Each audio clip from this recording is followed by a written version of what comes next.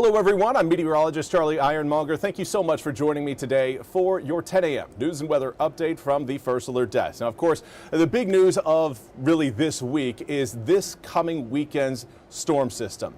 It looked initially earlier in the week that we could be talking about some snow potential.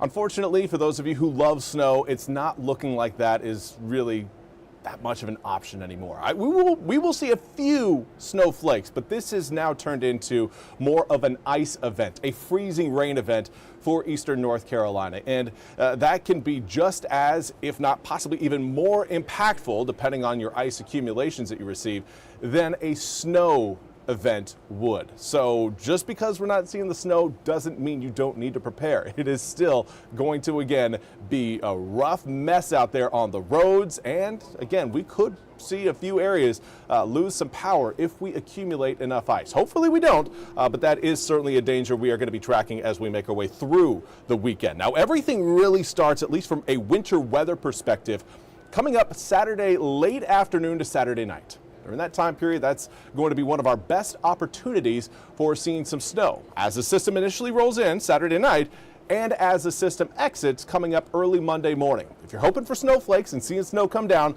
those are your two best opportunities. In between that time period, though, we are going to have some sleet and freezing rain kind of foul things up, at least in terms of a snow perspective.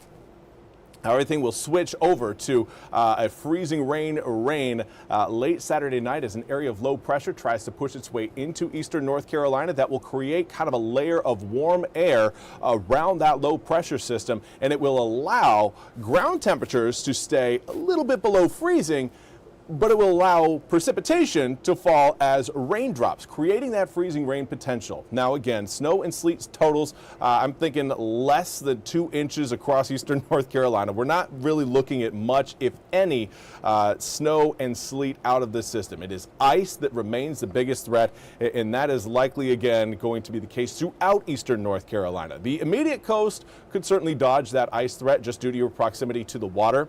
The ocean tends to hang on to heat a lot more efficiently than the land does. So the more water you have around you, the warmer the air will be sitting right on top of that massive water, and that will create, again, more difficult conditions for freezing rain to really get going. And that, of course, is good news for those of you along the Outer Banks. The last thing you want is to get frozen on the Outer Banks, not being able to travel, and, of course, potential power outages being an issue. So inland areas, you guys still need to pay attention to that. Right now, we've got air temperatures generally in the mid-50s. We've got winds coming out of the west at about 6 to 12 miles an hour. A few areas are a little bit outside of that range. But today is going to be a day marked more so by increasing cloud cover and a few stray raindrops. We're not anticipating a ton of rain today, but we are anticipating some. But today's rain doesn't really hold any sort of major importance for the weekend forecast. That weekend forecast is going to be determined by that area of low pressure you're seeing near southern Arizona and southern New Mexico, kind of right on that Arizona-New Mexico border. That is going to, again, be gathering up cold air coming down off the backside of the Rockies and plenty of moisture getting pulled in out of the Gulf. And there you see, again, the mess extending from Missouri all the way down towards really south of Dallas-Fort Worth. Dallas is going to, again, unfortunately, be experiencing a freezing rain event that will likely ice over the Dallas-Fort Worth area. But let's talk about what we are going to see here in eastern North Carolina. And again, this is mostly going to be starting as we head into your Saturday afternoon to Saturday evening. This is Friday at around 11 p.m., possibly seeing maybe some sleet come down near the Albemarle Sound around the Alligator River, but I wouldn't really be staying up for this. This is Friday at 11 p.m. Let's fast forward it to Saturday morning at 7. Or this is actually Saturday at 7 p.m. Saturday evening, excuse me, that's Saturday morning. But there you see that rain-snow line pretty much draped right along our coastline. The Outer Banks not included, again, just due to the proximity of the warmer ocean. But inland areas will absolutely start to see, again, sleet, freezing rain, and potentially even a few snowflakes mixing in at this point. But watch what happens as we head through the evening. That area of low pressure, you can kind of see that counterclockwise swirl around Cape Fear and Wilmington.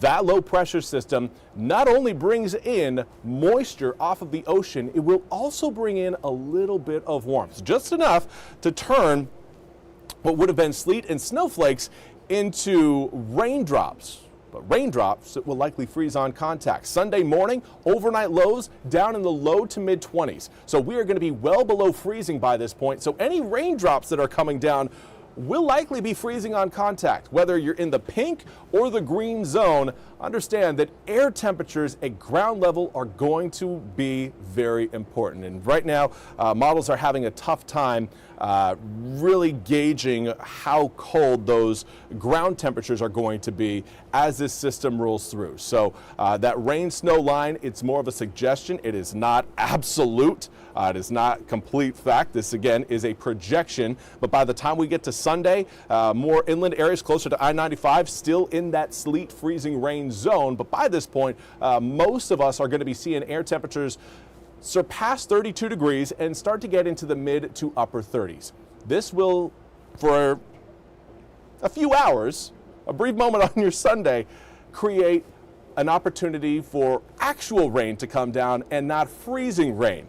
The problem is, Sunday night, everything freezes again. Air temperatures falling right on back down to freezing by the time we get to, I would say, 5, maybe 6 p.m. at the latest on Sunday, because overnight lows down in the, again, low to mid 20s as we head into Monday. So by this point, any sort of precipitation coming down is going to be freezing on contact as it reaches the ground, even as we make our way into, again, your early Monday morning. Now, this is Monday at 9 a.m. The coast, by this point, will likely be seeing just raindrops roll through, but inland areas, any leftover drops, or, as you can see closer to the Virginia line, any sort of snow and sleet will, again, accumulate on the ground, at least at this point. But that is kind of the end of the system. Everything kind of just pulls out into the Atlantic after that, and then we're left with a sunny day on Tuesday. The more sunshine we see, the faster we're going to kind of clear all of the frozen mess out of eastern North Carolina. So that's kind of a breakdown of what we are looking at this point. As far as ice accumulations go, I'm anticipating most areas seeing anywhere between around 1/10 to maybe 3/10 of an inch. Things get very problematic when you accumulate more than 1/2 an inch or 5/10 of an inch of ice on the ground. Because it's not just on the ground, it's on tree branches, it's on power lines. Everything gets weighed down because of the weight of that ice. It can be incredibly heavy when you have, again, 1/2 an inch of ice stuck on everything. And that's where we see, again, widespread power outages becoming more of a possibility. Right now, I don't think we are in that danger zone at this point.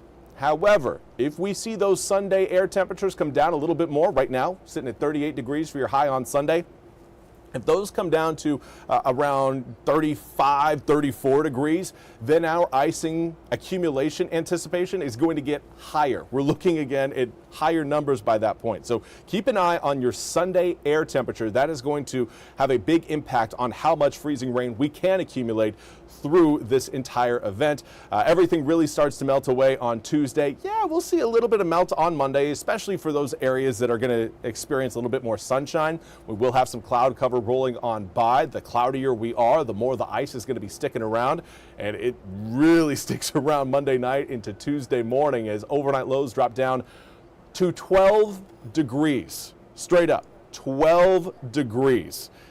It's going to be a cold start to your Tuesday. There will still be some ice out there, but by the time we reach Wednesday, the sunshine, the warmer temperatures will help kind of clear the area of any leftover ice. Now, I do want to say good morning to Esmeralda from Chinquapin, along with Kelly Bird. Thank you guys so much for joining me over on Facebook. But now we also have some news stories we want to share with you.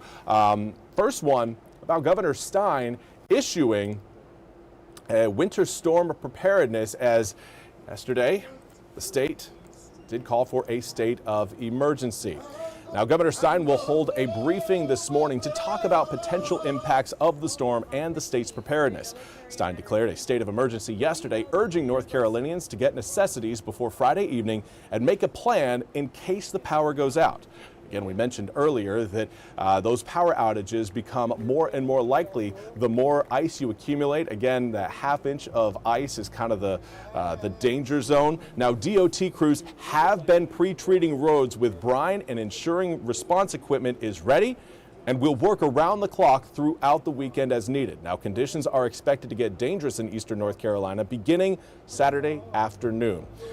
State officials warn residents that road conditions will remain hazardous for several days after the storm due to sub-freezing temperatures continuing into next week. Attorney General Jeff Jackson has also announced that the price gouging law is in effect in the state. The law prohibits charging excessive prices during crises and takes effect when the governor declares a state of emergency, like he did yesterday. Now, Stein will be joined by several state and emergency management officials during today's briefing. We hope to have that briefing for you right here on the First Alert desk as it goes live. Now, we also want to highlight a warming shelter that is going to be opening in Carteret County. It's again good news for those of you who are in need of a warm shelter. Again, with the weekend storm on the way, the Salvation Army in Carteret County is looking to get those in need out of the cold. It announced that it will be open as a warming shelter this weekend. It's located at 2800 Bridges Street, and the organization will open from Saturday to Monday from 8 a.m. to 6 p.m. Now, that's all we have time for today's 10 a.m. news and weather update. Again, do want to give a shout out to Wendy Four along with Kate Kennedy. Thank you guys so much for joining me over on Facebook. We are going to be doing a full update. We are going to get the fresh model data by the time we get to around 2 p.m. So if you guys have any questions about what we are looking at that point, join me 2 p.m. right here on the First Alert desk. Bring your questions to Facebook. Obviously, we are also streaming live on our news app along with YouTube. So wherever you get us, again, we will have a full weather update with regards to the new model data coming in by the time we get to 2 p.m. today. But until then, I hope you all have a fantastic rest of your Thursday. We'll be back here with more news and weather coming up at the top of the hour. Until then, have again a fantastic day.